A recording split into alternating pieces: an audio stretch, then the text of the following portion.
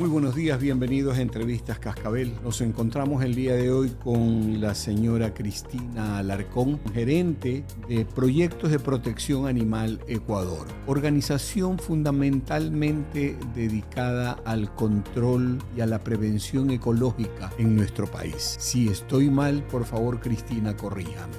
Está bien.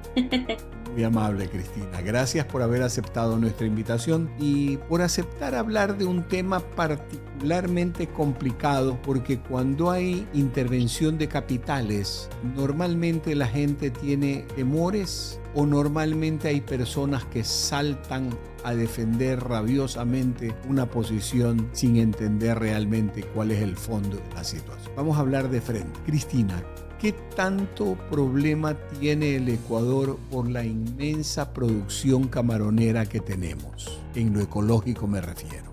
Así es, creo que, todos los datos que vamos a manifestar en la entrevista del día de hoy vienen de parte de una investigación seria realizada por una organización internacional que se llama Food Rights, junto con la Organización Internacional Observatorio de Bienestar Animal. En esta investigación, pues los datos son bastante fuertes y bastante crudos. Este informe, por ejemplo, nos indica que existe, debido a la expansión desmedida de las camaroneras dentro de las zonas de los manglares, que pues son además una zona crítica y vulnerable en nuestro país, el 50% de los manglares del Ecuador han sido afectados. Es decir, más del 50% de todos nuestros manglares están siendo abarcados ya y destruidos por camaroneras. Además de estas cifras, se tiene que el 90% de algunos estuarios críticos del Golfo de Guayaquil pues ya han desaparecido debido a la expansión camaronera. Entonces, estos son datos bastante fuertes de que demuestran cómo ha expandido sin ningún tipo de medición la industria camaronera, ni tampoco pues tomando en cuenta la destrucción de un ecosistema tan frágil y tan importante como son los manglares. Cristina, vamos a ir poniendo puntos.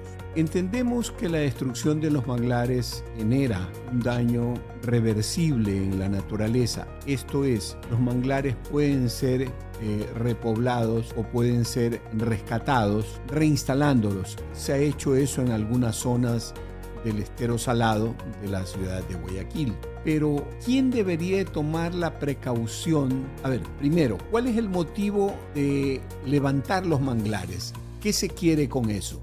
Levanta los manglares para construir las piscinas de acuacultura donde se siembran los camarones. Entonces esto es un desbroce completo de los manglares para poner las piscinas que se encuentran actualmente ahí de los camarones. Entonces realmente pues para revertir el daño que se ha hecho, primero tendríamos que sacar las piscinas de camarones.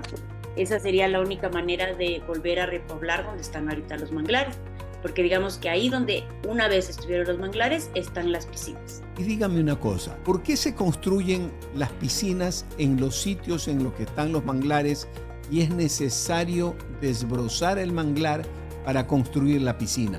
¿No se las puede construir más adentro? Sí, justamente, resulta que hay estudios que muestran como la riqueza que tiene en esa zona del Ecuador, en esa parte donde están los manglares, la riqueza de las aguas que hacen que el Ecuador sea como un sitio muy particular para la crianza de camarones. Entonces necesitan como esta zona para tener la crianza que tenemos actualmente de los camarones. Resulta que para bien o mal es una zona natural bien particular y que por eso ha logrado el Ecuador convertirse pues en el primer y el más grande exportador de camarones en el mundo, incluyendo pues superando a toda la Unión Europea junta. Entonces esta particularidad es la que ha logrado pues este crecimiento masivo de la industria.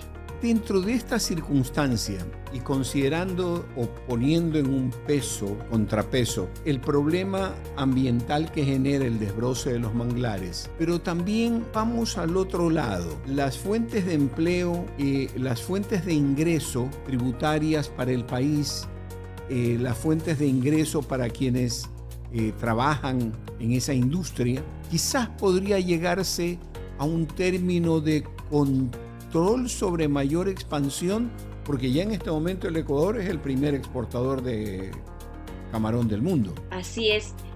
Justamente creo que es vital encontrar un tipo de sostenibilidad entre el nivel de producción que estamos teniendo de camarones, entendiendo pues que la naturaleza tiene un límite de sostenibilidad, o la naturaleza no puede con el nivel de explotación que estamos ahorita recargándole a estos ecosistemas y destruyendo. Y además no solo eso, ¿no? Sino que si bien tal vez muchas personas se benefician con la camaronera, hay muchas personas de las comunidades locales que en cambio se ven afectadas. Las personas que, por ejemplo, pues recogen a mano o pescan los camarones, las personas que pescan cangrejos, que pescan conchas, estas personas también se ven afectadas porque si no hay manglares, pues no hay tampoco estas especies. Entonces, también hay como una afectación a las personas locales. También el estudio es importante que menciona que según la Organización Internacional del Trabajo, OIT, el 63% de las personas que trabajan dentro de la industria acuícola no tienen ni siquiera un contrato formal. Entonces también pues se habla de un tema de explotación laboral. Entonces habría también que verificar bien en qué condiciones están esos tantos trabajos que se dice que la acuacultura brinda, pero en qué condiciones, porque al parecer pues ni siquiera tienen contratos.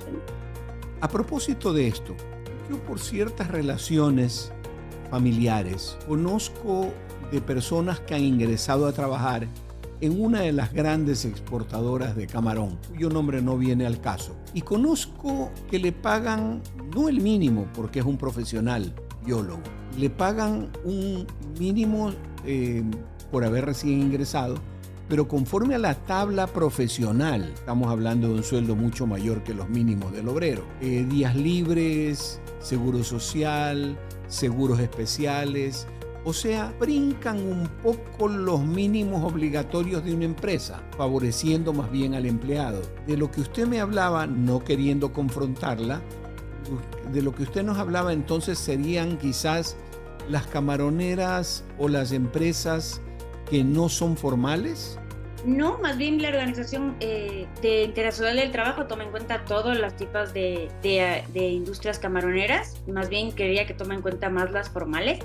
Tomemos en cuenta que en el Ecuador, si bien tenemos cientos de camaroneras registradas, apenas 3 son las que dominan el mercado y 3 son las que pues tienen la mayor cantidad de exportación de camarón, a pesar de que hay muchas pequeñas, pero pues su nivel es tan pequeñito que no alcanzan pues a superar a las otras grandes. Como digo, estos son datos de la OIT, son datos oficiales que posiblemente más se refiera hacia el trabajo justamente de el trabajo entre comillas no profesional de los obreros, que como sabemos pues son los que más históricamente no reciben la remuneración adecuada. Sería importante que el gobierno nacional, dentro del área correspondiente al Ministerio de la Producción, se preocupe de esta parte, y el Ministerio del Trabajo también se preocupe de esta parte. Porque ya le digo, la experiencia que yo tengo es al contrario. Pero bueno, vamos al daño ambiental. El daño ambiental que se genera, ¿cómo lo podemos determinar o cómo lo podemos describir?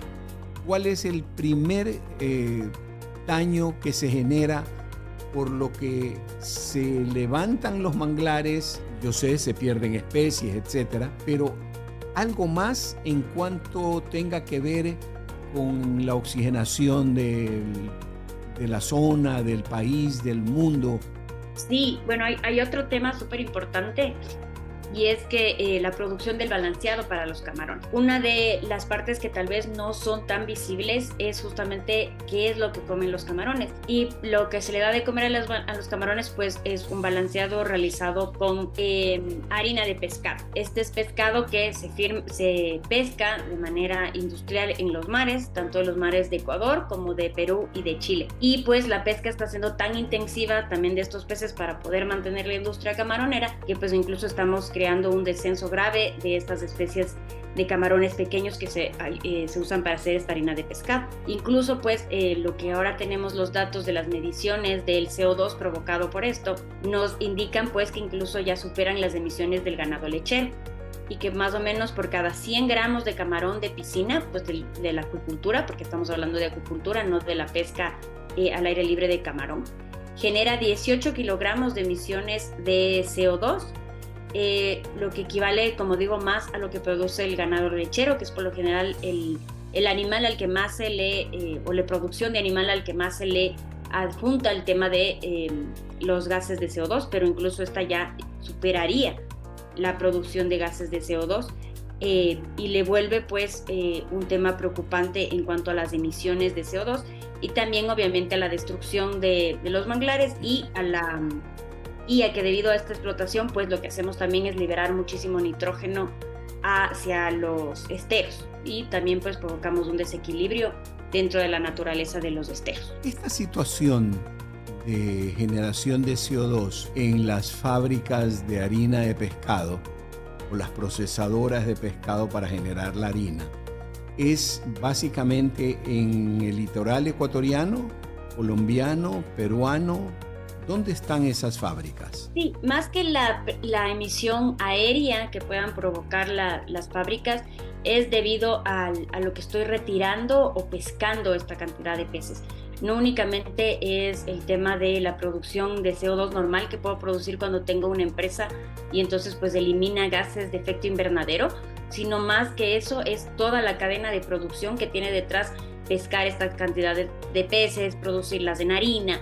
Toda esta línea de producción es lo que nos indica la huella de carbono que estaría produciendo la industria camaronera, incluyendo lo de la harina. No es tanto el lugar enfocado donde esté la fábrica, sino es como toda la cadena de abastecimiento, toda la cadena de la huella de carbono que tiene la industria camaronera. Entonces, si sopesamos el bienestar financiero económico que genera la exportación de camarón con el daño ambiental que se ha manifestado, podríamos decir que ¿cuál es mayor? Para mí claramente es mayor el impacto ambiental, tomando en cuenta que los manglares son un ecosistema delicado, son un ecosistema importante no solo para las especies que viven ahí, sino para nosotros los seres humanos. Acordémonos que los manglares incluso sirven como una barrera cuando justamente existen como fenómenos del Niño, cuando tenemos mareas. Los manglares sirven de protección hacia el continente y pues por algo tienen su manera de existir. Los manglares también son ecosistemas complejos, no son ecosistemas tan fáciles como pues empezar a plantar un árbol y pensar que pues ahí estoy haciendo una regeneración de manglares. Estamos pensando en que seguramente esta zona no sea recuperable o no sabemos qué tan recuperable sea y la estemos perdiendo por completo y no la podamos recuperar. Tomando también en cuenta que son comunidades ancestrales las que viven en estas zonas y que manifiestan estar siendo afectadas por la introducción de las camaroneras, porque ellos se han dedicado ancestralmente a la pesca artesanal, la cual pues genera un tema más de balance junto con la protección del ambiente. Entonces, si me preguntan a mí, si bien es muy importante la producción económica, siento que el Ecuador tiene muchísimas otras maneras de generar ingresos económicos con la misma naturaleza que tenemos, acordándonos que pues el Ecuador es uno de los países más megadiversos del mundo. Tenemos una cantidad de aves que supera muchísimos otros países que tienen incluso muchísimo más territorio que nosotros y que somos, por ejemplo, uno de los principales lugares de avistamiento de aves. Tenemos Galápagos, tenemos muchísimas otras maneras de pues migrar hacia maneras de tener rubros económicos, pero sin afectar la naturaleza que es tan importante y que más bien nos caracteriza como país. ¿No cree que más bien deberíamos de pensar en la manera de generar oxígeno, capturar carbono, en vez de tratar de ver el cambio, formas de generar ingresos para el país? Realmente no existe manera científica de capturar oxígeno. Los sistemas son extremadamente complejos. Acordémonos que dentro de lo que llamamos oxígeno tenemos nitrato, tenemos COX, tenemos muchos otros tipos de componentes químicos, que es bastante complejo, ¿no? La naturaleza es muy compleja. La naturaleza por algo logra esos equilibrios que lastimosamente el ser humano ha empezado a romperlos, pero son equilibrios muy delicados y muy difícil de restaurarlos. Nosotros no tenemos como seres humanos la capacidad muchas veces de restaurar estos sistemas tan frágiles y pues el manglar es uno de estos. Entonces siento que no es tan fácil la restauración ambiental ni la recuperación ambiental de los lugares donde ya ha habido una devastación de este nivel, porque recordemos que estamos hablando del 90% de la degradación en el Golfo de Guayaquil. Es ya mucho, hemos ya destruido demasiado.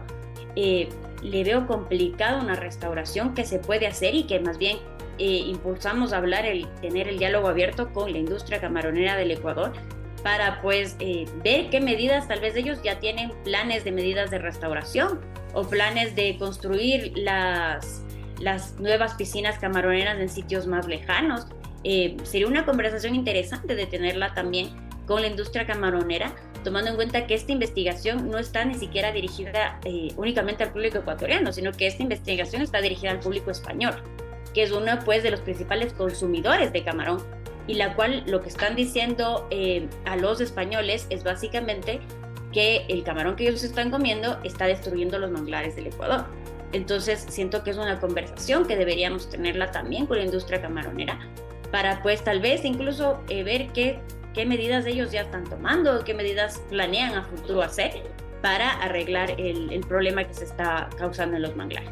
Queda planteada entonces la conversación con la industria camaronera sobre las formas de remediación ambiental para evitar de que este bien que tiene el Ecuador, que es la producción camaronera, vaya a generar un mal para el país y para el mundo. Así es. Gracias, le agradezco profundamente habernos dado la opción de poder conversar sobre este tema y plantear dudas desde nuestro punto de vista periodista. Sí, muchísimas gracias por la invitación y poder hablar de estos temas. Seguiremos molestándola cuando tengamos respuesta del sector camaronero para ir poco a poco construyendo una narrativa, la realidad en lo ambiental, en lo financiero y en la producción. Gracias. Muchas gracias. Estuvo con nosotros Cristina Alarcón, gerente de proyectos de protección animal Ecuador.